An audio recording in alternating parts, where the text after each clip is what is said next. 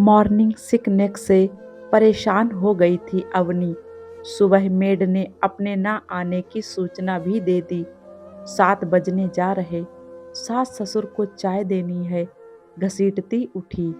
पति आराम से चद्दर तान के सो रहे थे। इतना कहा, साल बाद परिवार बढ़ाते हैं पर नहीं। माँ पिता, सास ससुर, पति सभी प्रवचन और उपदेश देने लगे। 30 की होने जा रही है, बाद में कॉम्प्लिकेशन हो जाएंगे। अड़ोस पड़ोस भी एक ही सवाल, कब खुशखबरी सुना रही हो। मेरे बच्चे पैदा करने से उनको क्या खुशी मिल रही, ये मेरी समझ में ना आया। चिढ़ते अवनी सोचने लगी, सब आराम कर रहे हैं, मुसीबत तो उसकी हो गई ना।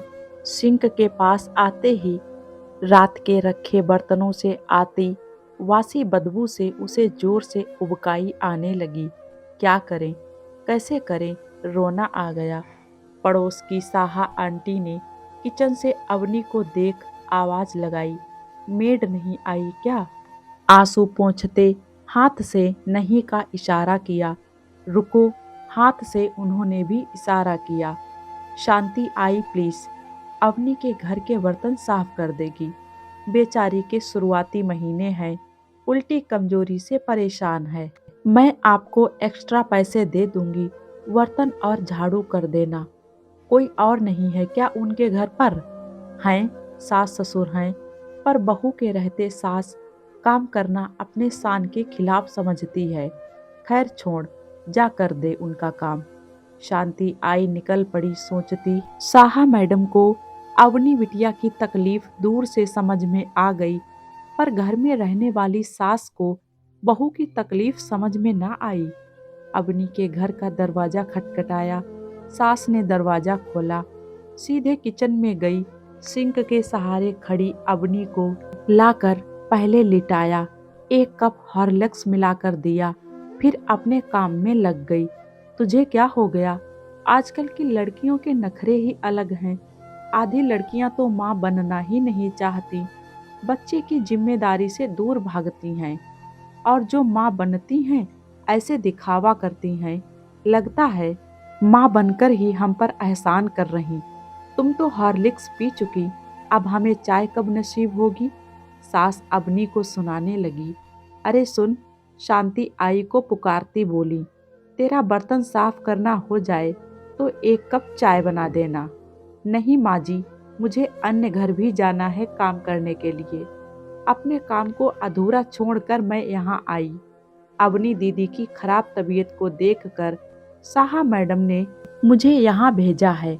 झरोखे से देख मैडम को अवनी दीदी की स्थिति समझ में आ गई, पर आपको घर में रहते समझ में नहीं आई। आश्चर्य है, आप भी एक महिला हैं, दूसरी महिला की स्थिति को समझ नहीं पा रही।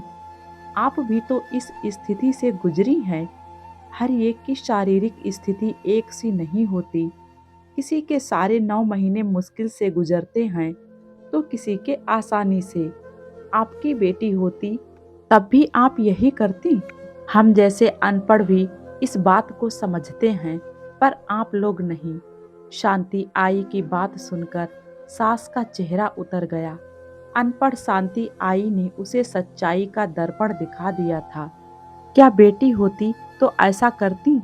उनकी बहू भी तो किसी की बेटी है, सास भी तो माँ के समान है, फिर बहू के साथ ऐसा कैसे कर सकती है?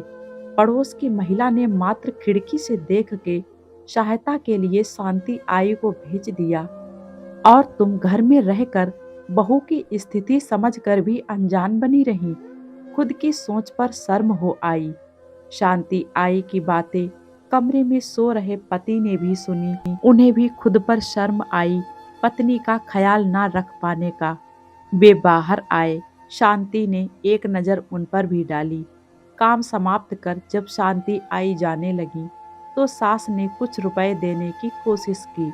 शांति आई पैसे वापस करते बोली, पैसों के लिए मैंने यहाँ काम नहीं किया, इंसानियत और मानवता के नाते किया।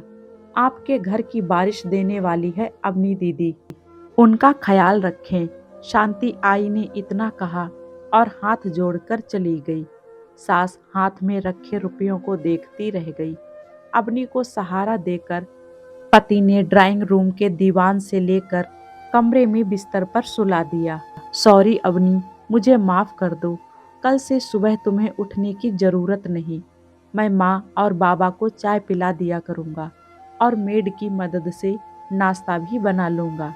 प्रेगनेंसी के दौरान शारीरिक परिवर्तन के साथ साथ मानसिक परिवर्तन भी होते रहते हैं। ऐसे में एक लड़की को मानसिक संबल की बहुत आवश्यकता होती है। उसके साथ बने रहें, सहायता कर दिया करें। दोस्तों, मैं उम्मीद करूंगी कि ये छोटी सी कहानी आप लोगों को पसंद आएगी। पसंद आए तो प्लीज़ वीडियो को लाइक कर दें और हाँ, जो लोग मेरे चैनल पे नए हैं, सब्सक्राइब करना बिल्कुल ना भूलें। मिलते हैं एक और नई कहानी के साथ में। Thank you.